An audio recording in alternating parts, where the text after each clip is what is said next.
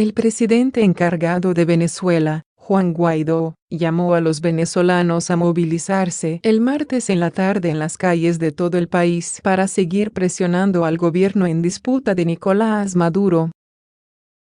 La convocatoria la realizó el lunes ante la Asamblea Nacional, de mayoría opositora, justo cuando fue aprobada la sesión extraordinaria, la declaración de estado de alarma nacional tras el apagón que agravó desde el pasado jueves 7 de marzo la severa crisis que padece la nación.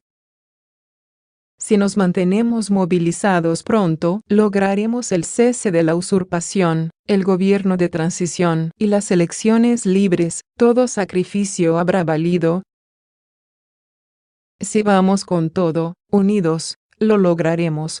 Este martes, a las 3 de la tarde, a su avenida más cercana, vamos todos a la calle, solicitó Guaidó el lunes.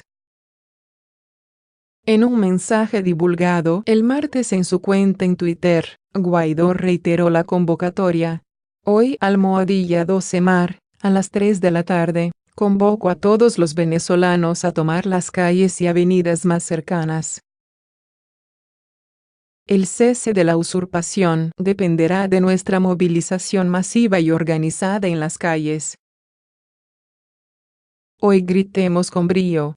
Muera la opresión, escribió. La movilización llega en medio del desgaste y la angustia generado por el apagón. Las clases y las labores están suspendidas hasta mañana miércoles, por decisión del gobierno en disputa, mientras que el caos y la desesperación consume a los venezolanos que buscan agua y comida para subsistir. Maduro sostiene que se trató de un ataque del exterior a su sistema electroenergético y culpó directamente a Estados Unidos y a Guaidó como responsables de la crisis. En la medida en que se intensifica la crisis venezolana, el Departamento de Estado de Estados Unidos decidió retirar esta semana el personal diplomático que permanece en la nación, según informó el secretario de Estado, Mike Pompeo.